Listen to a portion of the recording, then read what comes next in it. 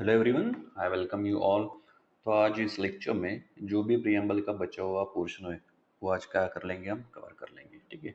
पिछला वाला लेक्चर देखिएगा, बहुत ही यूजफुल है, बहुत अच्छी तरीके से मैंने उसमें प्रियम्बल को समझाया है। ठीक है। अभी बहुत ही छोटा पोर्शन है, हम जल्दी इसको क्या कर लेंगे, कवर कर लेंगे। ठीक है। और do join our Telegram channel, वहाँ पे बेसिकली आपको लेक्चर्स के रिगार्डिंग अपडेट्स भी मिलती रहेंगी। और हर एक लेक्चर होने के बाद कुछ देर बाद मैं क्या करता हूँ, वहाँ पे एमसीक्यू भी डालता हूँ ताकि आपको समझ में आ जाए कि आपको कैसे करना है, क्या करना है। ठीक है। और भी बहुत कुछ रहता है। ठीक है। जैसे कुछ आप कर सकते हो जो ज्वाइन अगर करना हो तो। ठीक है। एनीवे चलो फिर आगे बढ़ते हैं। लिबर्टी, लिबर्टी यानी क्या होता है भाई? ठीक है। लिबर्टी यानी होता है भाई absence of constraint. Absence of constraint यानी आप पे कोई पाबंदी नहीं है, उसे क्या कहोगे आप? लिबर्टी कहोगे। उसे क्या कहोगे भाई? लिबर्टी कहोगे। लिबर्टी क्या है भाई? इंडिविजुअल के डेवलपमेंट के लिए बहुत ही ज़रूरी है। ठीक है। अगर लिबर्टी हो तो ही उसकी बेसिकली इंडिविजुअल पर्सनैलिटी क्या हो सकती है भाई? बेसिकली क्या हो सकती है? उसकी इंडिविजुअल पर्सनैलिटी बिल्टअप हो सकती है, डेवलप हो सकती है। मान लो कि लिबर्टी नहीं तो उसकी इंडिविजुअल पर्सनैलिटी कैसे डेवलप होगी? लिबर्टी यानी उसको होगी फ्रीडम ऑफ एक्सप्रेशन ही नहीं है। ये भी लिबर्टी है भाई, एक टाइप की फ्रीडम ऑफ एक्सप्रेशन ही नहीं है। ठीक है। मान लो उसे लिखने की परमिशन नहीं है, अपना ओपिनियन मानने की परमिशन नहीं है, तो वो पर्सनैलिटी कैसी ग्रो होगी? होगी क्या? नहीं होगी। तो लिबर्टी क्या है बेसिकली? बहुत ज़रूरी है इंडिविजुअल की पर्सनैलिटी के लिए, डेवलपमेंट के लिए। ठीक है। और बेसिकली ये हमारे डेमोक्रेटिक सिस्टम के लिए भी बहुत ज़रूरी है। ठीक है। अगर डेमोक्रेसी सक्सेसफुली फंक्शनिंग अगर करनी है तो भाई लिबर्टी होनी ज़रूरी है ना। अगर लिबर्टी नहीं है तो क्या फ़ायदा भाई? लिबर्टी नहीं है, आपको वोट डालने की लिबर्टी नहीं है। समझ रहे हो? तो क्या फ़ायदा है इस डेमोक्रेटिक सिस्टम का? आपको जिससे वोट डालना है वो आप डाल ही नहीं पा रहे। जैसे कि फॉर एग्जांपल देख लो भाई, जैसे कि नॉर्थ कोरिया देख लो भाई, वहाँ पे क्या डिक्टेटरशिप है, वो बोल रहे हैं कि हम डेमोक्रेसी है। ठीक है। Just example. ठीक है। अगर वो बोल रही है कि भाई नॉर्थ कोरिया कि हम डेमोक्रेसी है भाई, और हम पीरियोडिकली इलेक्शन भी कंडक्टेड करते हैं, लेकिन भाई वहाँ पे क्या लिबर्टी नहीं है। ठीक है। नहीं भैया, आपको इन्हीं को इस एक्स को ही चुन के देना है। ठीक है। यहाँ पे क्या हो गई भाई? यहाँ पे आपकी कंस्टेंट आ गई भाई, आपको ऐसे ही करना है। समझ में? तो लिबर्टी नहीं है। ठीक है। तो डेमोक्रेसी कैसे सक्सेसफुली फंक्शन करेगी भैया? नहीं ना। हमारी इंडिया में क्या होता है भैया? हमारी इंडिया में हम जिसको चाहे उसको वोट दे सकते हैं भैया। दे सकते हैं या नहीं दे सकते? ठीक है। तो हमारे पास क्या है भाई? लिबर्टी है। हमें जिसे वोट देना है हम दे सकते हो। ठीक है। कंस्टेंट नहीं है कि भाई हमें इस पर्टिकुलर इंसान को ही वोट देने हैं, ऐसा कुछ कंस्टेंट है क्या? नहीं। मैं एग्जांपल के तौर पे आपको यहाँ पे बता रहा हूँ। ठीक है। तो लिबर्टी यानी क्या आता है भाई? आपके ऊपर कोई भी कंस्टेंट नहीं है, उसे क्या कहोगे? लिबर्टी कहोगे। ठीक है। ये इंडिविजुअल के लिए भी बेसिकली इंडिविजुअल पे रेस्ट्रिक्ट नहीं है ना। ठीक है। जैसे मान लो कि आप रात के 12 बजे तक बाहर रह सकते हैं, क्या हो गई भाई? आपकी लिबर्टी हो गई। समझ में आ रहा है? ठीक है। चलो फिर आगे बढ़ते हैं। Absence of constraints on the activities of the individual and at the same time providing opportunities for the development of individual personalities। दिया है भाई, अपॉर्चुनिटीज भी प्रोवाइडेड करना पड़ेंगे ना अगर इंडिविजुअल की पर्सनैलिटी अगर डेवलप करनी है तो। ठीक है। अगर उसके पास लिबर्टी ही नहीं है तो क्या हो जाएगा भैया? उसकी इंडिविजुअल पर्सनैलिटी बिल्टअप नहीं हो पाएगी, डेवलप डेवलप नहीं हो पाएगी। ठीक है। उसके बाद देखो भाई, preamble secret to all citizens of India, liberty of thought, expression, belief, faith and worship. ये सभी को हमको पता है भाई कि प्रीएम्बल में ये सभी दिया हुआ है। ठीक है। Through their fundamental rights enforceable in court of law in case of violation. ठीक है। Right to life. ठीक है। जस्ट मान लो कि भैया आपको फंडामेंटल राइट्स के थ्रू क्या कि इंश्योर भी किया गया है कि अगर इन केस आपकी लिबर्टी का क्या होता है, वायलेशन होता है, तो क्या कर सकते हो आप? बेसिकली उसको इन्फोर्स करने के लिए क्या कर सकते हो भैया? कोर्ट में जा सकते हो। जैसे कि मान लो भाई आर्टिकल 19 फंडामेंटल राइट में समझ में आएगा। ठीक है। Freedom of speech and expression. Freedom of speech and expression, freedom यानी लिबर्टी होता है। ठीक है। एक्सप्रेशन, मान लो कि आपका राइट टू स्पीच वॉयलेट होता है तो आप कहाँ पे जा सकते हो भाई? कोर्ट में जा सकते हो, बोल सकते हो कि मेरा राइट ऑफ स्पीच क्या है, वॉयलेट हुआ है, उसे इन्फोर्स कर दो। फिर कोर्ट्स क्या करेंगे? जो भी रेट्स वगैरह होंगी, ठीक है, वो इशू करेंगी और कह देंगे कि भाई ऐसा ऐसा करो। समझ में आ रहा है? ठीक है। तो क्या है भाई? जस्टिशिएबल है। क्या है भैया? जस्टिशिएबल है। ठीक है। समझ में आ रहा है भैया? ठीक है। आई थिंक इतना ठीक है। लिबर्टी के लिए ज़्यादा कुछ बात नहीं करेंगे। ठीक है।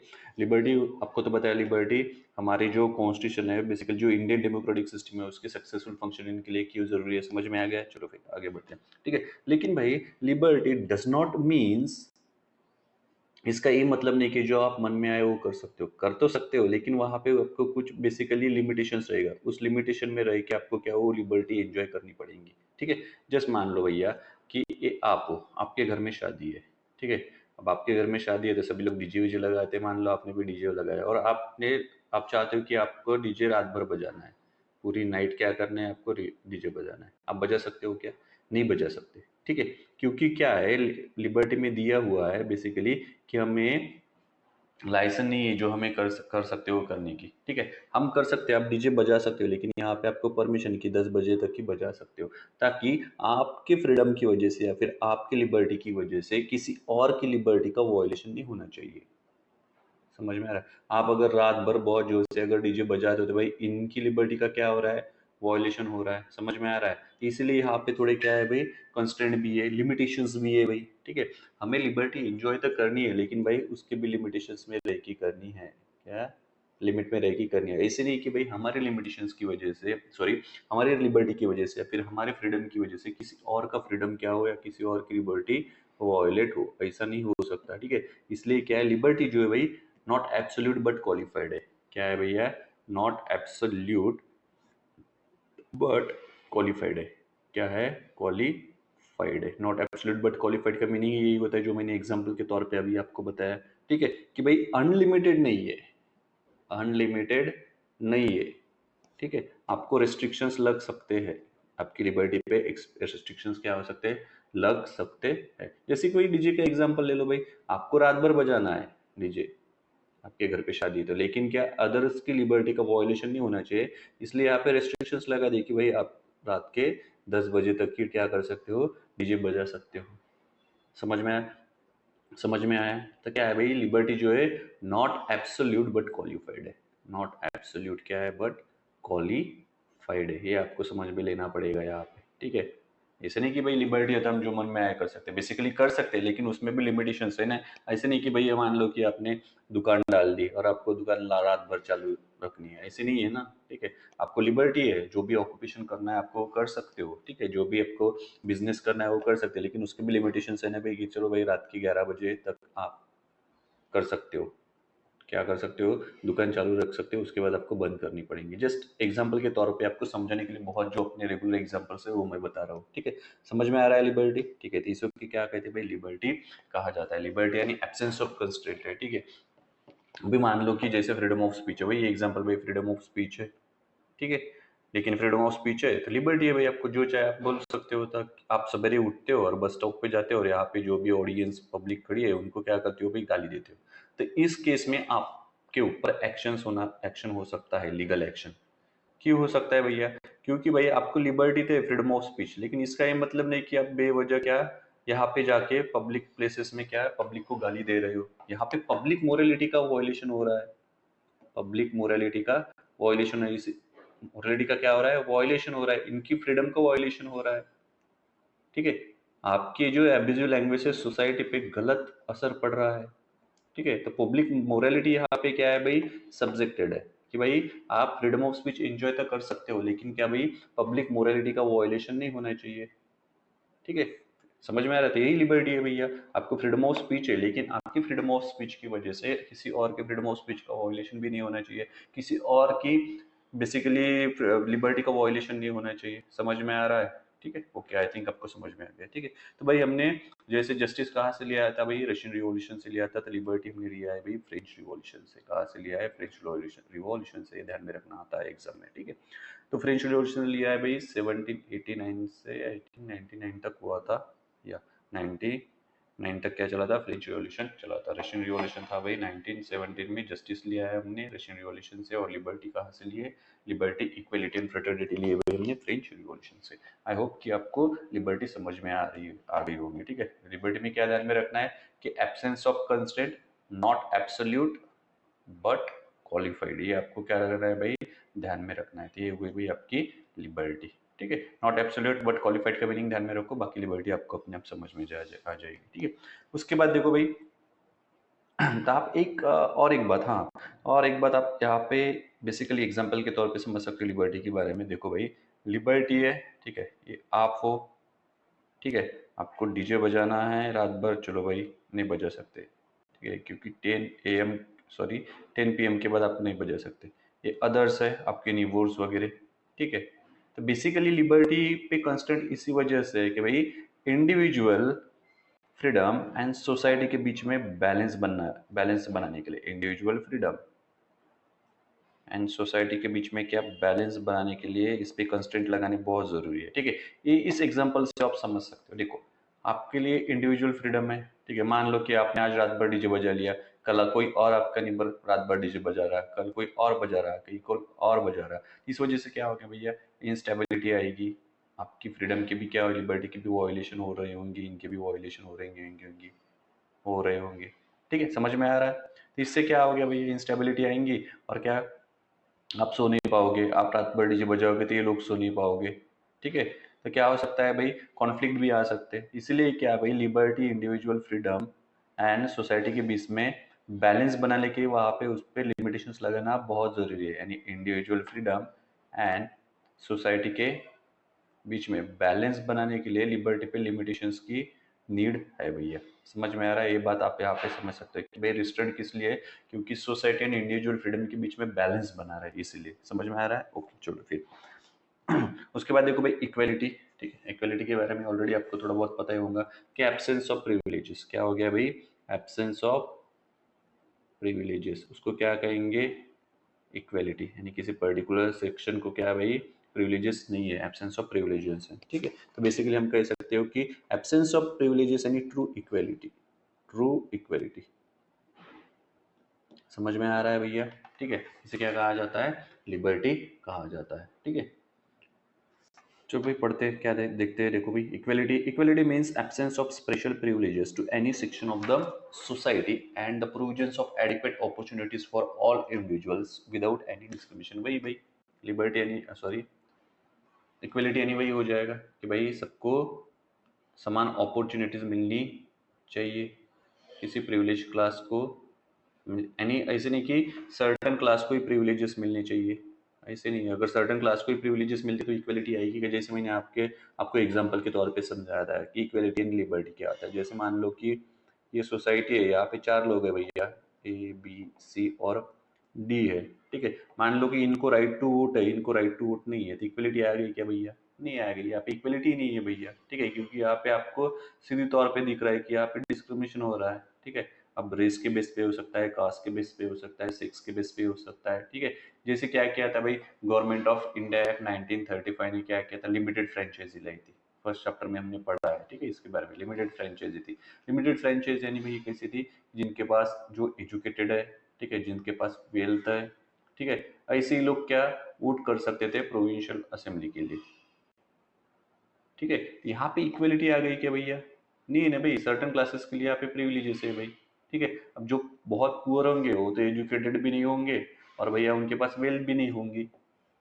तो यहाँ पे आपको क्लियरली दिख रहा है कि भाई डिस्क्रिमिनेशन होता था। ठीक है, इक्वलिटी क्या होता है कि इक्वलिटी यानी absence of special privileges to any section of the society, and सभी सोसाइटी की सभी सेक्शंस के लिए अपॉर्चुनिटी मिलनी चाहिए। ठीक है, अपॉर्चुनिटीज मिलनी चाहिए उनकी ग्रोथ के लिए। ठीक है, जैसे कि अफर्मेटिव रिजर्वेशन का भी आप यहाँ पे कंसिडर कर सकते हो। ठीक है, ये रिजर्वेशन वाला किस्सा मैं आपको एक दिन बहुत अच्छे तरीके से समझा के दूंगा कि रिजर्वेशन क्यों ज़रूरी है, या फिर अभी उसको अबोलिश करना चाहिए, अफर्मेटिव रिजर्वेशन वाला क्या फंडा है, ये भी हम डिस्कस करेंगे। ठीक है, खाली इक्वलिटी के बारे में अभी इतना ही ध्यान में रखो। ठीक है, तो भैया प्रियम्बल में इक्वलिटी दी है क्या? जी भाई, प्रियम्बल में इक्वलिटी दी हुई है। ठीक है, तो बेसिकली प्रियम्बल बनता है equality, preamble secures to all citizens of India equality of status and opportunity, दिया हुआ है। टेक्स्ट ऑफ द प्रियम्बल अगर पढ़ते हो तो equality of status end of opportunity. ठीक है, और उसको प्रोमोट अमॉन्ग देम पीपल, यानी पीपल के बीच में उसे क्या करना है भाई, प्रमोट भी करना है हमें। ठीक है, तो प्रियम्बल में जो इक्वलिटी दी है भैया, तो बेसिकली 3 डायमेंशन में दी हुई है। कितने डायमेंशन में दी है भैया? 3 डायमेंशन में। कौन से 3 डायमेंशन रहेगा भाई? भाई सिविक इक्वलिटी, दूसरी रहेगी इकोनॉमिक इक्वलिटी या फिर पॉलिटिकल इक्वलिटी। ठीक है, और थर्ड रहेगी भैया इकोनॉमिक इक्वलिटी। क्या रहेगी? Economic equality. ठीक है, अब सिविक इक्वलिटी यानी क्या रहेगा भैया, कि हमें जो सिविलाइज लाइफ सॉरी मराठी आ गया था, हमें जो सिविलाइज लाइफ जीनी है, जैसे कि civilise social life and basic needs हमें फुलफिल करने हैं, तो हमें क्या लगेगी भैया? सिविक इक्वलिटी लगेगी। जैसे कि मान लो कि article 14 equality before law and equal protection of law, article 15 जान लो भैया क्या है, prohibition of discrimination on the base of race, caste, sex और प्लेस ऑफ बर्थ। आर्टिकल 16 देखो भाई, equality of opportunity in matters of public employment, ठीक है। उसके बाद देखो भाई आर्टिकल 70, ठीक है, abolition of untouchability and prohibition of its practices. And भाई आर्टिकल 18, अबोलिशन ऑफ टाइटल्स, ठीक है। तो ये सिविक इक्वलिटी जो है ना, जब हम फंडामेंटल राइट्स पढ़ेंगे तभी आपको बहुत अच्छे से समझ में आ जाएगी। खाली अभी इसके प्रोविजंस ध्यान में रखो। तो सिविक इक्वलिटी क्या है भैया, कि हमें सिविलाइज सोशल लाइफ जीने के लिए एंड हमारी जो बेसिक नीड्स है उसे फुलफिल करने के लिए बहुत जरूरी है हमें सिविक इक्वालिटी, ठीक है। तो सिविक इक्वालिटी क्या होता है, ऐसा अगर आप जानना चाहते हो तो भाई civilise social life and basic needs fulfil करने के लिए जिस इक्वालिटी की जरूरत पड़ती है वो होती है भाई सिविक इक्वालिटी। ऐसे भी आप ध्यान में रख सकते हो, ठीक है। तो इक्वालिटी के बारे में इतना ध्यान में रखो, ठीक है। उसके बाद देखो पॉलिटिकल इक्वालिटी में खाली आर्टिकल 325 जस्टिस में जिस तरह से हमने डिस्कस किया था, और आर्टिकल 326 समझ में आ रहा है भैया, ठीक है। यानी हम आर्टिकल 325 क्या कहता है भाई, आर्टिकल 325 कहता है कि भैया कोई भी पर्सन इनएलिजिबल नहीं रहेगा इलेक्टोरल रोल्स में शामिल होने के लिए। इलेक्टोरल रोल, अभी इलेक्टोरल रोल वगैरह को ये ध्यान में रखो कि वोटिंग लिस्ट में शामिल होने के लिए कोई भी पर्सन इन एलिजिबल नहीं रहेगा on the basis of race, caste, sex, grounds of religion, ठीक है। ऐसा बेसिकली डिस्क्रिमिनेशन नहीं किया जाएगा। जो भी बंदा है 18 ईयर्स का वो आ गया, वो इलेक्टोरल में शामिल हो सकता है और उसके बाद उसको वोटिंग राइट्स भी मिल जाता है। और आर्टिकल 320 क्या कहता है भैया, कि भैया जो भी लोकसभा के लिए एंड असेंबली के लिए इलेक्शन होंगे वो on the basis of adult franchise होंगे। आर्टिकल 326 ये कहता है भैया कि अगर कोई बंदा, ठीक है, यानी कोई भी पर्सन अगर अबव 18 ईयर्स हो जाता है तो उसे राइट टू वोट मिल जाता है भैया, ठीक है। राइट टू वोट मिलती है, आर्टिकल 325 क्या करता है, उसे वोटिंग लिस्ट में शामिल करने की अनुमति देता है भैया। यानी डिस्क्रिमिनेशन नहीं करना होगा ये बताता है, ठीक है। और जैसे ही भैया 18 ईयर्स हो जाएगा वो आर्टिकल 320 के अंतर्गत क्या कहा जाएगा भैया, लोकसभा और असेंबली की जो इलेक्शंस रहते हैं उनको वोट, उनकी बेसिकली उनके जो इलेक्शंस है उनमें वोट देने के लिए एलिजिबल हो जाता है भैया। तो ये होती है भैया political equality, article 325 and article 326, ठीक है। तो ये कहता है कि भाई कोई भी इनएलिजिबल नहीं है on the basis of race, caste, sex और प्लेस ऑफ बर्थ, ठीक है। और आर्टिकल 326 क्या कहता है भैया, कि भैया यूनिवर्सल एडल्ट फ्रेंचाइजी के बेस पे क्या हो जाएंगे, वोटिंग हो जाएगी, ठीक है, लोकसभा के लिए एंड जो भी हमारे स्टेट असेंबलीज है उनके लिए, ठीक है। समझ में आते हुए पॉलिटिकल इक्वलिटी। अब इकोनॉमिक इक्वलिटी यानी क्या होता है वो देख लो भैया, ठीक है, यहाँ पे देख लो इकोनॉमिक इक्वलिटी। अब इकोनॉमिक इक्वलिटी यानी क्या हो जाएगा भैया, आर्टिकल 39, आर्टिकल 39 क्या कहता है भाई, equal pay for equal work, equal pay for equal work. समझ में आ रहा है भाई, इक्वल पे फॉर वर्क। जैसे देखो आप भी देख रहे हो, देखिए हमारी अभी कॉर्पोरेट सेक्टर में क्या है भाई, बहुत ज़्यादा डिस्पैरिटीज है, ठीक है। मान लो एक मेल है और एक फीमेल है, ठीक है, ये सेम जॉब कर रहा है, ये भी सेम जॉब कर रहा है, लेकिन मेल का पैकेज क्या है भाई, बहुत ज़्यादा रहता है, ठीक है, as compare to the female. यानी फीमेल को क्या कर दिया जाता है भाई, सेम वर्क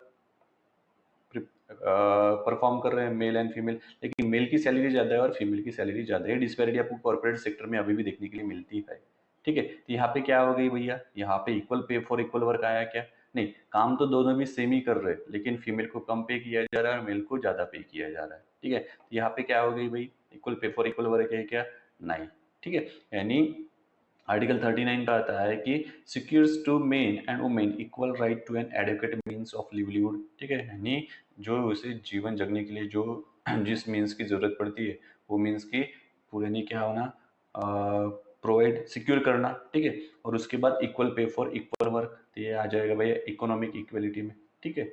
समझ में आ रहा है, ठीक है। तो ये हुई भी इक्वलिटी। इक्वलिटी यानी क्या ध्यान में रखना है, absence of constraint, sorry absence of constraint नहीं, एब्सेंस ऑफ कंस्ट्रेंट किस में आ जाएगा भैया, लिबर्टी में आ जाएगा, ठीक है। Absence of special privileges to certain class, है ध्यान में रखना है आपको इक्वलिटी में। समझ में आ रहा है, ठीक है। तो देखो भाई आने वाले समय में हम जो इकोनॉमिक जस्टिस है, इकोनॉमिक इक्वलिटी है, ठीक है, इसको कंपैरेटिवली और कॉन्ट्राडिक्टरी फॉर्म में देखेंगे, जैसे political justice and political equality, ठीक है। बहुत ही 3 लाइन है, ज़्यादा नहीं, बस आपको समझने के लिए बहुत ज़रूरी है, ठीक है। अगर आप एपीएफसी के लिए प्रिपेयर कर रहे थे इनफ है भैया, इसे भी पढ़ लिया तो ठीक है। एनीवे आगे बढ़ते हैं, होप कि आपको इक्वलिटी समझ में आया होंगे और 3 डायमेंशंस कौन से वो भी समझ में आए होंगे। उसके बाद देखो फ्रैटर्निटी। फ्रैटर्निटी यानी पहले ही बता चुका भाई ब्रदरहुड क्या है भाई, ब्रदरहुड, भाईचारा। समझ में आ रहा है फ्रेटर्निटी यानी क्या होता है भाई? ब्रदरहुड। ठीक है, चलो देखते हैं भाई। Fraternity means a sense of brotherhood, ठीक है। The Constitution promotes this feeling of fraternity by the system of single citizenship। जी भाई, सिंगल सिटीजनशिप है इंडिया में।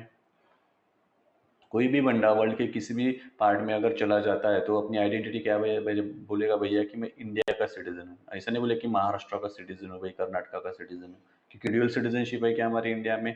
नहीं। हमारे कॉन्स्टिट्यूशन एनविसेज की है भैया सिंगल सिटीजनशिप। सिंगल सिटीजनशिप यानी आप मान लो कि वर्ल्ड के किसी भी कोने में अगर आप जाते हो, ठीक है, तो भाईचारा है भाई कि नहीं भाई, भाई हम इंडिया से है, क्या है, हम इंडिया से भाईचारा प्रमोट करता है। ये क्या करता है? इंटीग्रिटी प्रमोट करता है बेसिकली, ठीक है। या फिर फ्रेटर्निटी की फीलिंग, भाईचारे की जो फीलिंग है वो सिंगल सिटीजनशिप से क्या होती है? प्रमोट होती है। नहीं, कहीं पे भी जाओ भाई, आपको वर्ल्ड के किसी कोने में अगर इंडिया का अगर आदमी मिलता है तो वो कहेगा भाई मैं इंडिया का सिटीजन हूँ। ठीक है, समझ में आया? Also the fundamental duties says it shall be the duty of every citizen of India to promote harmony and the spirit of common brotherhood amongst all the people of India, transcending religious, linguistic, regional and sectional diversities। इसके अलावा भाई fundamental duties भी हमारी article 51 में 51 में दी हुई है। ठीक है, फंडामेंटल ड्यूटीज कब आई थी भैया, ये आप मुझे बताना। ठीक है, स्वर्ण सिंह कमेटी ने क्या की थी? रिकमेंड की थी। ठीक है, 42nd लाया था या 44th कॉन्स्टिट्यूशनल अमेंडमेंट एक्ट लाया था, या आप मुझे कमेंट सेक्शन में बताओ। ठीक है, तो बेसिकली क्या है भैया कि आर्टिकल 51 क्या कहता है कि भैया हमें प्रमोट करनी है हार्मोनी एंड ब्रदरहुड। जो ब्रदरहुड की स्पिरिट है उसे क्या करना है? प्रमोट करना है। हमें इनके बियॉन्ड जाके सोचना है। किनके बियॉन्ड जाके सोचना है? कि भैया रिलीजियस डायमेंशन के बियॉन्ड जाके सोचना है, लिंग्विस्टिक डायमेंशन के बियॉन्ड जाके सोचना है, रीजनल, ठीक है, और सेक्शनल जो भी डाइवर्सिटी है उसके बियॉन्ड जाके हमें क्या करना है भैया कि सोचना है। हमें फ्रेटर्निटी क्या करनी है? प्रमोट करनी है। ठीक है, कॉमन ब्रदरहुड प्रमोट करना है। ऐसे नहीं होने को ना, जैसे कि आप देखते हो कि लैंग्वेज का थोड़ा इश्यू है नॉर्थ और साउथ में। ठीक है, इसके बियॉन्ड जाके हमें सोचना पड़ेगा। ब्रदरहुड है भैया हम साउथ नॉर्थ वाले, ठीक है, हम इंडिया के सिटीजन है। ठीक है, ऐसे नहीं कि रीजनलिटी है भाई, ऑलरेडी लैंग्वेज का इशू यहाँ पे बना हुआ है। ठीक है, तो थोड़ा बहुत आप कंसिडर कर सकते हो कि लिंग्विस्टिक बेसिस के इसके बियॉन्ड जाके हमें क्या करना है भैया? प्रमोट करना है। क्या ये हमारी ड्यूटी है भैया? फंडामेंटल ड्यूटी है हमारे हर एक सिटीजन की कि भैया हम हार्मोनी के साथ रहे। इसके अलावा क्या प्रमोट करें? जो भी कॉमन ब्रदरहुड की स्पिरिट है उसे भी प्रमोट करें। ठीक है, ये हो गई भाई फ्रेटर्निटी। ठीक है, उसके बाद देखो भाई प्रियम्बल में फ्रेटर्निटी तो मेंशन की गई है। ठीक है, तो इसके बाद देखो भाई the preamble declares that fraternity has to assure two things: the dignity of the individual and unity and integrity of the nation। आपको तो पता ही है भाई, फ्रेटर्निटी है, भाईचारा है। ठीक है, तो डिग्निटी हो गई भाई इंडिविजुअल की। ठीक है, अब भाईचारा है तो आप क्या करते हो भैया? अगले इंसान की रिस्पेक्ट करते हो। अगर आपके इसमें भाईचारा नहीं तो आप उसकी रिस्पेक्ट करोगे क्या? नहीं। तो फ्रेटर्निटी इनडायरेक्टली क्या करती है भाई? डिग्निटी प्रमोट करती है। समझ में आ रहा है? ठीक है, और डिग्निटी है भाई तो क्या रहेगा भाई? इंटीग्रिटी रहेगी। जस्ट मान लो भैया, ठीक है, सोसाइटी है भाई, सोसाइटी में 4 लोग हैं। ठीक है, अभी 4 लोग जो है भैया एक दूसरे की क्या करते हैं भाई? रिस्पेक्ट करते हैं। क्या करते हैं? रिस्पेक्ट करते हैं। रिस्पेक्ट कर रहे हैं यानी क्या है भाई? एक दूसरे की इज्जत करते हैं, तो डिग्निटी आ गई भैया वहाँ पे। अगर डिग्निटी है भाई, डिग्निटी अगर मेंटेन की जा रही है तो क्या हो जाएगी भैया? इनके बीच में भाईचारा बढ़ेगा भाई, ब्रदरहुड बढ़ेगा। और ब्रदरहुड बढ़ेगा तो भैया यहाँ पे इनकी क्या दिखेगी भैया? यूनिटी दिखेगी। क्या दिखेगी?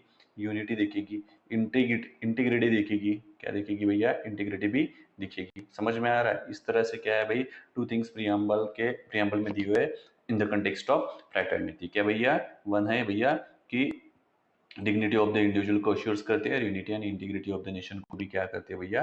ये अश्योर करती है। ठीक है, तो आपको पता है इंटीग्रिटी जो वर्ड है 42nd कॉन्स्टिट्यूशनल अमेंडमेंट एक्ट 1976 के द्वारा प्रियम्बल में ऐड किया गया है। ये आपको पता है, ऑलरेडी हमने डिस्कस किया हुआ है। ठीक है, उसके बाद देखो भाई के एम मुंशी ने क्या कहा था, जो मेंबर थे ड्राफ्टिंग कमेटी के, कि भाई डिग्निटी ऑफ द इंडिविजुअल को सिग्निफाइज करता है। ठीक है, and constitution not only ensures material betterment and maintain a democratic system but that it also recognises that the personality of every individual is sacred. बस भाई ये तो इसी के बेसिस पे कह रहे हैं। ठीक है, जो अभी हमने डिग्निटी वाला किस्सा सुना ना, उसी के बेसिस पे। ठीक है, उसके बाद देखो भाई जो भी ये फ्रेटर्निटी वाली प्रोविजंस है ना भैया, आपको फंडामेंटल राइट्स में दिख जाएगी और डीपीएस में भी दिख जाएगी। ठीक है, जैसे ही आएंगे हम वहाँ पे उसकी बात करेंगे। ठीक है। फंडामेंटल ड्यूटीज भी आर्टिकल 51 ये कहता है कि क्या करनी चाहिए हमें, वुमेन्स के बीच बेसिकली वुमेन की जो डिग्निटी है उसको भी मेंटेन करना चाहिए। क्या करना चाहिए, वुमेन की जो डिग्निटी है उनको भी क्या करना चाहिए भाई, मेंटेन करना चाहिए। देखो भाई, ये समझने के लिए एक सीधा फंडा बताता हूँ आपको। फ्रैटर्निटी, भाईचारा, ठीक है, भाईचारा ध्यान में रखो सिर्फ, और उस एंगल को अभी पूरे प्रोविजंस को देखो क्या क्या होता है, क्या क्या नहीं होता। अपने दिमाग को खुला रखो, ठीक है, इसे पॉलिटिकी इसमें मत बांधो, बस खुला रखो कि भैया डिग्निटी ऑफ वुमेन, फ्रेटर्निटी बढ़ेगी, भाईचारा बढ़ेगा भैया, समझ में आ रहा है, ठीक है। फंडामेंटल राइट्स के जरिए बढ़ेगा, कैसे बढ़ेगा, जब फंडामेंटल सीखोगे राइट्स तभी पता चलेगा, डीपीएसपी के द्वारा भी, ठीक है, इंश्योर किया गया है, ठीक है। या फिर आप कह सकते हो कि हाईलाइटेड किए गए फंडामेंटल राइट्स में कुछ प्रोविजंस मिलेंगे आपको, डीबीएसपी में भी कुछ प्रोविजंस मिलेंगे, ठीक है। आर्टिकल 51 क्या कहता है बेसिकली भाई, protect the dignity of women by stating that it shall be the duty of every citizen of India to renounce practices derogatory to the dignity of women and also makes it duty to duty of every citizens of India to uphold and protect sovereignty, unity and integrity of India। Obvious है भाई, dignity of women को क्या करना है, हमें protect करना है। Basically जो भी क्रूअल प्रैक्टिसेस है उनको अबलिश करना है, ठीक है। क्रूअल प्रैक्टिसेस अगर अबलिश कर दी कि भाई क्या हो जाएगी वुमेन्स की, जैसे कि सती है भाई, वो उनकी डिग्निटी को हार्म नहीं करती थी क्या भैया, ठीक है, कि उनकी भी कुछ इज्जत थी भाई, उनके भी कुछ क्या बोलते फ्रीडम थी, कुछ थॉट्स थे, एक इंडिविजुअल पर्सनैलिटी थी। लेकिन सती में क्या होता था पता है ना आपको, ठीक है, उसमें नहीं जाएंगे भाई, लेकिन एग्जाम्पल के तौर पे मैं बता रहा हूँ। अगर सती अगर बैन हो जाती है क्रूअल प्रैक्टिसेस, तो क्या हो जाएगा भाई कि हम क्या कर रहे होंगे, वुमेन की डिग्निटी को मेंटेन करे हुए या फिर उसे इज्जत दे रहे होंगे भैया, इस तरह से समझो, समझ में आ रहा है, ठीक है। और इसके अलावा भाई हमारी हर एक सिटीजन की ड्यूटी भी है ना कि हमारी जो नेशन को प्रोटेक्ट करना है, उसकी सोवरेनिटी मेंटेन करना है, यूनिटी मेंटेन करना है, ठीक है, इंटीग्रिटी मेंटेन करना है, ठीक है। ये भी किस में आ जाएगा, फ्रेटर्निटी। अगर भाईचारा ही नहीं होगा भाई तो कोई देश ऐसे रह पाएगी क्या, जो इस करंट वाला एग्जांपल देता भाई, देता हूँ, ठीक है। जैसे कि आपको पता है पाकिस्तान है, पाकिस्तान में बलूचिस्तान है, ठीक है। अब बलूचिस्तान की जो बलूचिस्तान लिबरेशन जो आर्मी है वो क्या करिए, पाकिस्तान के अगेंस्ट रेबेल कर रही है। क्यों रेबेल कर रही है, बस इतना सोचो, ठीक है। अब यहाँ पे फ्रेटर्निटी, अभी भाईचारा बचा क्या, नहीं भाई। तो बेसिकली पाक गवर्नमेंट क्या कर रही थी भैया, बलूचिस्तान की जो भी रिसोर्सेस है उसको एक्सप्लॉइट कर रही थी, ठीक है। और विद द हेल्प ऑफ चीन ऑल्सो, चाइना का भी इन्वॉल्वमेंट है, ठीक है। तो क्या करी थी, यहाँ पे कुछ डेवलपमेंट हो ही नहीं रहा बलूचिस्तान में, यहाँ पे कुछ डेवलपमेंट हो ही नहीं रहा, समझ में आ रहा है। तो भाई डेवलपमेंट ही नहीं हो रहा तो इन दोनों यहाँ पे क्या रहेगी भाई, फ्रेटर्निटी नहीं रहेगी। इनको लग रहा है भाई ये हमको एक्सप्लोर कर रहे हैं, तो फ्रेटर्निटी रहेगी क्या भाई, भाईचारा रहेगा क्या, नहीं। अगर भाईचारा ही नहीं भाई तो यूनिटी रहेगी क्या कंट्री में, इंटीग्रिटी रहेगी क्या कंट्री में, ठीक है। जैसे कि मान लो कि आने वाले कुछ सालों में या दशक में आपको अब देखने के लिए मिलेगा कि जनरली पाकिस्तान के में भी हो सकते हैं तीन टुकड़े बन सकते हैं, यानी पाकिस्तान तीन नए कंट्री में डिवाइड हो सकता है। उसमें से एक बलूचिस्तान वाला प्रोविंस रहेगा भाई, एक सिंध वाला रहेगा, ठीक है। और जैसे ही ये पड़ जाते हैं भैया, पाक ऑक्युपाइड कश्मीर वाले लोग इंडिया में आने के लिए बेसब्र हो जाएंगे, ये भी बात आप ध्यान में रखना है यहाँ पे, ठीक है।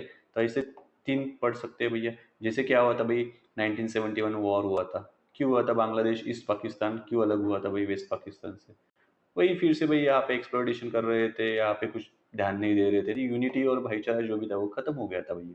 तो यूनिटी रही क्या फिर, भाईचारा ही नहीं है तो इंटीग्रिटी रही क्या भैया, नहीं रही, समझ में आ रहा है। तो इसी वजह से क्या भैया, हमारे फंडामेंटल ड्यूटी भी है, अश्योर करना है हमको कि हमारी सोवरेनिटी जो है, यूनिटी और इंटीग्रिटी को मेंटेन भी करना है या फिर अफोर्ड भी करना है। ये तभी हो पाएगा जब भाईचारा रहेगा, जब फ्रेटर्निटी रहेगी तब, ठीक है। इसका एग्जाम्पल मैं भी अभी मैंने बता दिया है, खाली पे जो आएगा सेंटेंस उसका देखो भाई। The phrase unity and integrity of the nation embraces both psychological and territorial dimension, ठीक है। जैसे मान लो भैया कि हमें फ्रैटर्निटी अगर मेंटेन करनी है या फिर यूनिटी एंड इंटीग्रिटी अगर मेंशन करनी है तो एम्ब्रेस की है प्रियम्बल में, साइकोलॉजिकल सेंस में और टेरिटोरियल डायमेंशन के सेंस में, ठीक है। जैसे मान लो कि भैया, जैसे बलूचिस्तान का एग्जांपल है तो बेस्ट रहेगा, ठीक है। जैसे कि मान लो भैया ये पाकिस्तान है, वही फिर से एग्जांपल्स, यहाँ पे टेरिटोरियल अगर डायमेंशन अगर देखते हैं हम तो भाई चलो भाई ये एक है, ठीक है, ये एक है, पाकिस्तान और बलूचिस्तान एक में आता है, ठीक है। लेकिन अभी क्या हो रहा है भाई, यहाँ पे साइकोलॉजिकल इंटीग्रिटी है क्या भैया, नहीं। ये लोग तो क्या चाहते हैं भाई कि हम पाकिस्तान से अलग हो जाए, ठीक है। अगर साइकोलॉजिकली बेसिकल साइकोलॉजिकली इंटीग्रिटी नहीं है तो ये टेरिटोरियल इंटीग्रिटी का क्या फायदा। जैसे मान लो कि भैया हमारा ये हमारा प्यारा भारत है, इंडिया है, ठीक है। यहाँ पे मान लो कि महाराष्ट्र है, कर्नाटका है, ठीक है। अब देखो यहाँ स्टेट स्टेट में ही बहुत ज्यादा क्या है भैया, कॉन्ट्रोवर्सीज इन द सेंस क्या कह सकते हैं उनको हम, जस्ट अ सेकंड, वर्ड नहीं आ रहा मुझे हिंदी में। ओके। ओके। जैसे कि मान लो भाई क्या है, इन डिस्प्यूट से, बहुत ज़्यादा डिस्प्यूट्स है, ठीक है, तो टेरिटोरियल इंटीग्रिटी रहेगी क्या भैया? नहीं रहेगी। ये जो स्टेट्स है कंटिन्यूसली कॉन्फ्लिक्ट में रहेंगी। इसके अलावा मान लो कि भैया हमारे यहाँ पे मल्टी रिलीजियस सोसाइटी है। क्या है? मल्टी रिलीजियस सोसाइटी है। मल्टी रिलीजियस सोसाइटी होने के अगर दो रिलीजन हारमोनी में अगर नहीं रह पाए रहे तो क्या होगा भैया? समझ में आ रहा है? साइकोलॉजिकल क्या है? यूनिटी नहीं है, साइकोलॉजिकल इंटीग्रिटी नहीं है। साइकोलॉजिकल यूनिटी नहीं है, इंटीग्रिटी नहीं है, तो क्या हो जाएगा भैया? कंट्री का डिवाइडेशन पक्का होता है, ठीक है, जैसे पाकिस्तान के सेंस में हो रहा है, ठीक है, सिंध बलूचिस्तान क्या कर रहे हैं आपको पता ही है, ठीक है। तो ये बार बोल रहा है कि भैया, जैसे और एक एग्जांपल लेता हूँ, ठीक है, बेसिकली जैसे मान लो कि ये घर है भाई, इसमें मान लो एक घर है, और जस्ट एक सेकंड दे दो, ये यहाँ से समझ जाएगा आपको, ठीक है। जस्ट मान लो भाई ये घर है, पेरेंट्स है भैया, और इनके दो बच्चे हैं, ठीक है, दोनों भी बॉयज है, ऐसे मान लेते हैं, ठीक है, समझने के लिए, ठीक है। जस्ट मान लो भैया यहाँ पे क्या बोलते हैं, साइकोलॉजिकल इंटीग्रिटी नहीं है, इमोशंस नहीं है, ये एक दूसरे के साथ जुड़े हुए ही नहीं है, ठीक है, तो क्या हो जाएगा? ऐसे में दो भाई के बीच में अच्छा कुछ क्या है, साइकोलॉजिकल है नहीं, कुछ इमोशंस नहीं है भाई, जुड़े हुए नहीं है, तो ये देखो कि एक घर की क्या हो जाएगी भैया, दो घर हो जाएगी, एक भाई यहाँ पे रहेगा और एक भाई यहाँ पे रहेगा, यानी घर का क्या हो गया भाई, डिवाइडेशन हो गया। अब घर का डिवाइडेशन क्यों हो गया ये सोचो आप। आपके भी घर में हर एक कैंप सोसाइटी में देखते हैं, क्यों हो रहा है भाई? क्योंकि भैया इन भाइयों की आपस में बनती नहीं है। क्या हो रही है? इन भाइयों की आपस में बन नहीं रही है, इस वजह से क्या हो गया भाई, घर का डिवाइडेशन हो गया। अब सेम अप्लाई करो भाई इंडिया के इसमें, पाकिस्तान की इसमें। आई होप कि अभी आपको बताने की जरूरत नहीं है, अभी आप पूरा फ्रैटर्निटी वाला इशू समझ में आ गया होगा। ठीक है, चलो फिर आगे बढ़ते हैं। Article 1 of the Constitution describes India as a union of state to make it clear that the state have no right to secede from union, implying the indestructible nature of the Union. Okay, it aims at coming. Okay, it aims at overcoming hindrances to national integration like communalism, regionalism, casteism, linguism, secessionism, and so. ठीक है, fraternity भाई बहुत ज़रूरी है अगर हमको casteism के overcome करना है, ठीक है, सेशनिज्म, ठीक है। उसके बाद देखो भाई लिंग्विज्म, कम्युनलिज्म, ठीक है, इन सभी हिंड्रेंस से ओवरकम करने के लिए क्या है भैया, हमें फ्रेटर्निटी की बहुत ज़रूरत है। जैसे कि आपको पता चल जाएगा, एक दिया हुआ यहाँ पे आर्टिकल 1 क्या कहते हैं भाई, union of state rather than federation of state, ठीक है। जैसे कि मैंने फेडरेशन के बारे में आपको बहुत पहले बता चुका हूँ कि कमिंग टुगेदर, होल्डिंग टुगेदर वाला किस्सा वगैरह, ठीक है। तो समझ में आ रहा है भैया, ये जो है ना फ्रेटर्निटी वाले लास्ट वाला पैराग्राफ जो आपके लक्ष्मीकांत में दिया है, ये हम जल्दी यूनियन एंड इट्स टेरिटरी पढ़ लेंगे, तब आपको अपने आप समझ में आ जाएंगे, ठीक है। तो कह रहे हैं समझ में आ रहा है भाई, ठीक है। और मैंने आपको ऑलरेडी बताया कि भैया जो हमारा क्या बोलते हैं यूनियन है, ठीक है, उसमें क्या है भैया, कमिंग टुगेदर है, ठीक है, यानी कोई भी स्टेट हमारे यूनियन से बाहर नहीं जा सकता, ठीक है। जैसे महाराष्ट्र नहीं कह सकता कि भाई मुझे अलग होना है यूनियन से, ऐसे नहीं कह सकता, ठीक है, क्योंकि हमारा क्या है, होल्डिंग टुगेदर यूनियन है, कि इंडिया एज ए एक पूरी कंट्री थी, उसको जो स्टेट में डिवाइड किया है वो हमने अपने कन्वीनियंस के लिए किया गया है। यहाँ पे ये बात ध्यान में रखना, ठीक है। आपको फ्रेटर्निटी वाला जो मेन वाला था वो समझ में आ गया ऐसा मुझे लगता है, ठीक है। बहुत बात कर सकते हैं इस पे, लेकिन वो थोड़ा टाइम का कंस्टेंट भी रखना पड़ेगा अपने को, ठीक है। चलो फिर आगे बढ़ते हैं। उसके बाद देखो भाई सिग्निफिकेंस ऑफ द प्रीएम्बल, ये थोड़ा एक ही पोर्शन पढ़ना है इसको, बाकी आप पढ़ लेना किसने क्या कहा है, ठीक है। देखो भाई significance of the preamble, signify क्या करता है भाई, preamble embodies the basic philosophy and fundamental values, political, moral and religion on which the constitution is based। तो बेसिकली आपको यही समझ के लिए political, moral and religious values क्या है, यही समझ के लेना है, बाकी आपको कुछ नहीं, ठीक है। It contains the grand and noble vision of the constitution and reflect dreams and aspiration of the founding fathers of the constitution. पढ़ लेना, ऐसा कुछ नहीं इसमें, ठीक है। देखो पॉलिटिकल वैल्यू क्या है भैया, तो भैया political value in this sense कह सकते हो कि कैरेक्टर एंड ऑब्जेक्टिव जो प्रीएम्बल में दिया हुआ है, ठीक है। ऑब्जेक्टिव तो आपको पता ही होंगे भाई, इक्वलिटी, फ्रेटर्निटी, ठीक है, लिबर्टी, ठीक है, ये क्या हो गए भाई, ऑब्जेक्टिव हो गए, ठीक है।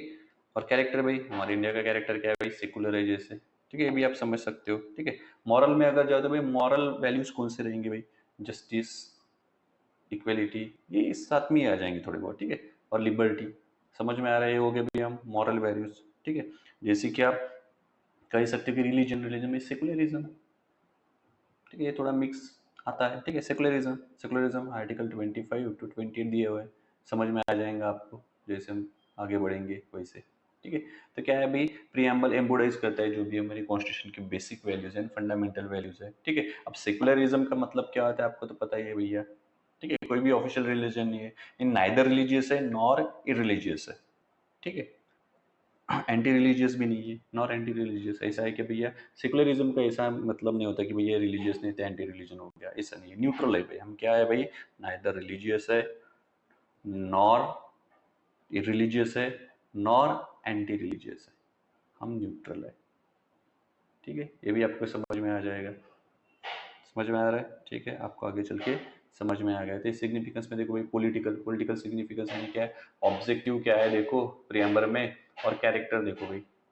ठीक है, ये इससे आप समझ सकते हो। टेक्स्ट ऑफ द प्रियम्बल पढ़ लेना, आपको समझ में आ जाएगा ऑब्जेक्टिव एंड कैरेक्टर। ठीक है, मैंने बहुत अच्छे से पढ़ाया है पहले लेक्चर में, पिछले वाले लेक्चर्स में। ठीक है, मॉरल में देखो तो भैया वही फिर जस्टिस, लिबर्टी, इक्वलिटी, ये मॉरल वैल्यू भी है भैया। ठीक है, और रिलीजियस यानी भाई सेकुलरिज्म। ठीक है, दिया हुआ है टेक्स्ट ऑफ द प्रियम्बल, सिर्फ पहले का टेक्स्ट ऑफ द प्रियम्बल पढ़ो, उसमें से ये आपको समझ में आ जाएगा। ठीक है, कुछ एक्स्ट्रा पढ़ने की जरूरत नहीं है। ये था भाई प्रियम्बल का सिग्निफिकेंस। उसके बाद आगे बढ़ते हैं भैया, ये लास्ट वाला पोर्शन रहेगा, पार्ट ऑफ द कॉन्स्टिट्यूशन और अमेंडमेंट ऑफ द कॉन्स्टिट्यूशन। ठीक है, उसके बाद देखो ये preamble part of the constitution है या नहीं, इस पे भी डिबेट हुई थी। ठीक है, जैसे कि आपको पढ़ा है कि पता है कि प्रियम्बल जो है भाई, पूरा कॉन्स्टिट्यूशन एनेक्ट होने के बाद इसको एनेक्ट किया गया था प्रियम्बल को, आपको तो पता ही है, अडॉप्ट किया गया था। ठीक है, क्योंकि कन्फॉर्मिटी रहे रेस्ट ऑफ द कॉन्स्टिट्यूशन के साथ, इसीलिए। ठीक है, तो क्या होता है भाई, पार्ट ऑफ द कॉन्स्टिट्यूशन है या नहीं, इस पे फिर डिबेट छिड़ जाती है। ठीक है, तो क्या होता है कि बेसिकली कॉन्स्टिट्यूशन मेकर का क्या मानना था भाई, कि बेसिकली सीधी लैंग्वेज में अगर बताओ तो बेसिकली क्या है, अगर कॉन्स्टिट्यूशन में कुछ ऐसे कीवर्ड्स है जिसका मीनिंग एम्बिगस है, यानी एक से ज्यादा मीनिंग अकल निकल रहे थे, उस सेंस में आप प्रियम्बल की मदद ले सकती है उसका एग्जैक्ट मीनिंग निकालने के लिए या फिर एग्जैक्ट मीनिंग समझने के लिए। ठीक है, ऐसा कहा सुप्रीम कोर्ट ने कहा था वेरुबाई यूनियन केस 1960 में। ठीक है, ऐसा कहा था एम्बिगस मीनिंग है बहुत सारे तो, लेकिन उसका correct meaning in the context of हमें कौन सा मीनिंग यूज करना है, उसके लिए हम प्रियम्बल की मदद ले सकते थे, बहुत इंपॉर्टेंट है, ऐसा सुप्रीम कोर्ट ने कहा था। लेकिन ये कहने के बाद भी बेरीबा यूनियन केस में क्या कहा था सुप्रीम कोर्ट ने, कि भैया कि प्रियम्बल जो है not a part of the constitution.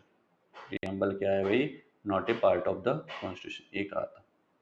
ठीक है, उसके बाद भी केशवानंद भारती केस होती है। केशवानंद भारती केस में क्या कहा जाता है कि preamble is a part of the constitution. खाली आप ऐसे भी इतना ही ध्यान में रखा तो भी आपके मार्क्स गेन हो जाएंगे। ठीक है, कुछ इतना डेफ में जाने की जरूरत नहीं है। ठीक है, क्या कहा था कि पार्ट है constitution. LIC of India case 1995 हुई थी, उसमें कहा था कि भाई इंटीग्रल पार्ट है भाई, इंटीग्रल पार्ट है कॉन्स्टिट्यूशन का। ऐसा किसने कहा था, एलआईसी ऑफ इंडिया केस 1995 में कहा था सुप्रीम कोर्ट ने। ठीक है, समझ में आ रहा है। चलो भाई, कि बेरुबा यूनियन केस में क्या कहा था कि पार्ट नहीं है कॉन्स्टिट्यूशन का, केशवानंद भारती केस में कहा था कि पार्ट है, और एलआईसी ऑफ इंडिया केस में कहा था कि इंटीग्रल पार्ट है। कीवर्ड्स पे ध्यान देना। ठीक है, बस इतना भी अगर आपने ध्यान में रखा तो भी हो जाएगा, कुछ ऐसे नहीं है। ठीक है, समझ में आ रहा है भाई। ठीक है, चलो फिर, आई होप कि यहाँ पे समझ में आ गया। लेकिन अभी करंट ओपिनियन क्या है आपका, आपका है नहीं, हमारा नहीं भैया, सुप्रीम कोर्ट का। ठीक है, तो करंट ओपिनियन क्या है भाई, करंट ओपिनियन यही है कि भाई कि प्रियम्बल ये पार्ट है कॉन्स्टिट्यूशन का। क्या है भाई, प्रियम्बल इज ए पार्ट है कॉन्स्टिट्यूशन का। ठीक है, ये आपको ध्यान में रखना पड़ेगा। लेकिन इसके साथ सुप्रीम कोर्ट ने दो चीजें और मेंशन की है, preamble although A part of the constitution but it is not neither a source of power to the legislature nor a prohibition upon the powers of legislature। although वो कह रहे हैं कि प्रियम्बल अगर पार्ट हो के भी किसका, कॉन्स्टिट्यूशन कॉन्स्टिट्यूशन का, इसका मतलब ये नहीं कि जो भी लेजिस्लेचर है उसके पावर का ये सोर्स है प्रियम्बल, और लेजिस्लेचर के पावर्स पे प्रोहिबिशन है, ऐसा नहीं है भाई।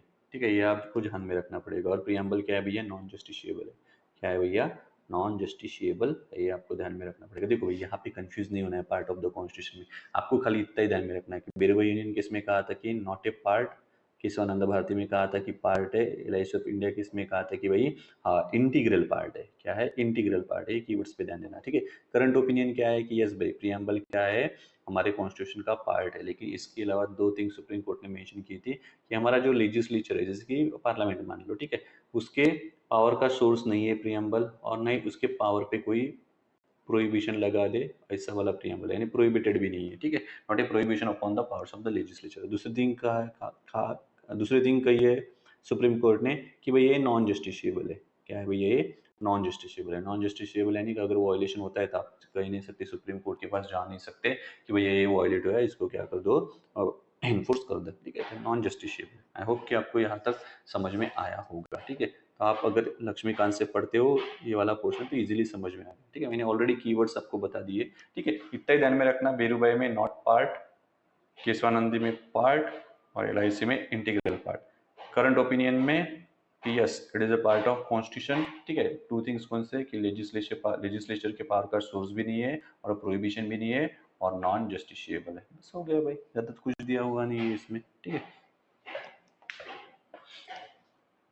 आई होप कि आपको ये समझ में आया होगा, ठीक है। उसके बाद देखो भाई अमेंडमेंट वाला है। क्या प्रियम्बल को अमेंड किया जा सकता है? जैसे कि हमने प्रियम्बल के स्टार्टिंग के लेक्चर में इंट्रोडक्शन में दिखा था कि 42nd कॉन्स्टिट्यूशनल अमेंडमेंट एक्ट 1976 ने 3 वर्ड्स प्रियम्बल में ऐड की थी। कौन से थे भैया? सोशलिस्ट, सेकुलर और इंटीग्रिटी थे। इससे समझ में आता है yes we can amend the preamble. फिर से वही भाई, हम प्रियम्बल को अमेंड तो कर सकते हैं लेकिन उसका जो बेसिक स्ट्रक्चर है, ठीक है, उससे हम अमेंड नहीं कर सकते। क्या नहीं कर सकते? उसे हम अमेंड नहीं कर सकते। इतना भी ध्यान में रखा चलेगा, ठीक है। जो भी बेसिक स्ट्रक्चर है, ठीक है, या जो भी बेसिक फिलोसफी है हमारी प्रियम्बल की, उसे हम अमेंड नहीं कर सकते, उसे हम अल्टर नहीं कर सकते, ठीक है। यहाँ पे पढ़ के एक बार और अच्छे से बता देता हूँ मैं आपको। चलो फिर देखो, ठीक है। It was urged that the preamble can not be amend at it is not a part of the constitution, ठीक है। जैसे कि हो सकता है जो भी बेरूबाई यूनियन केस हुई थी उसमें क्या कहा था कि not a part of the constitution. तो भाई कोई भी कह सकता है अगर पार्टी नहीं कॉन्स्टिट्यूशन का प्रियम्बल को अमेंड नहीं किया जाता। लेकिन केशवानंद भारती केस 1973 में क्या कहा था कि भैया पार्ट है कॉन्स्टिट्यूशन का, अगर कॉन्स्टिट्यूशन का पार्ट है तो इसे अमेंड किया जा सकता है, ठीक है। तो अमेंड किया जा तो सकता है लेकिन क्या कहा गया था भाई, प्रियम्बल का बेसिक स्ट्रक्चर जो है, जो बेसिक ढांचा है, उसे नहीं अमेंड किया जा सकता कि आप उसकी फिलोसॉफी बदल दो, ऐसे नहीं हो सकता, ठीक है। कह रहा समझ में आ रहा है कि जो भी फंडामेंटल फीचर्स है या फिर जो भी बेसिक एलिमेंट्स है उनको हम क्या नहीं कर सकते, उनको हम अमेंड नहीं कर सकते। प्रियम्बल को अगर अमेंड करना हुआ तो हम अंडर आर्टिकल 368 क्या कर सकते हैं, प्रियम्बल को अमेंड कर सकते हैं, ठीक है। Preamble can be amended under the article 360 because ये जो अमेंडमेंट होगी वो कॉन्स्टिट्यूशन में होगी, ठीक है। इसलिए आर्टिकल 368 के अंतर्गत ये की जाएगी, ठीक ठीक है। आई होप कि आपको समझ में आया होगा, ठीक है।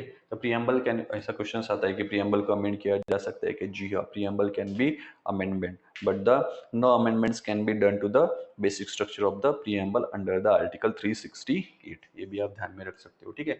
बेरूबाई यूनियन वाला केस ध्यान में रखना, नॉट पार्ट है तो भैया सर पहले सुप्रीम कोर्ट ने कहा था कि भैया कैसे अमेंड किया जा सकता है, लेकिन केशवानंद भारती केस 1973 में पार्ट बता दिया था यस भाई we can amend the preamble. Preamble past में अमेंड हो चुका है, yes it was amended once by the 42nd constitutional amendment act 1976, ठीक है। या फिर आप ऐसे भी ध्यान में रह सकते हो, yes preamble can be amended amended, ठीक है, ओके। प्रियम्बल को अमेंड किया गया है इन 1976 में by the 42nd constitutional amendment act 1976। This act added the three words to the preamble, that is socialist, secular and integrity, ठीक है। No amendments can be done to the basic structure of the preamble, ऐसे भी आप ध्यान में रख सकते हो, ठीक है। थोड़ा हेक्टिक पोर्शन था, ठीक है, ऐसे लग रहा होगा आपको, लेकिन थोड़ा ये स्लाइटली कैसे स्लो हो जाता है प्रीएम्बल में यहाँ से थोड़ा बहुत, ठीक है। तो आप पढ़ लेना, ध्यान में आ जाएगा। अगर नहीं समझता है तो कमेंट सेक्शन में आप मुझे बताओ, ठीक है। चलो फिर see you soon, have a good time और पढ़ लो ये पोर्शन।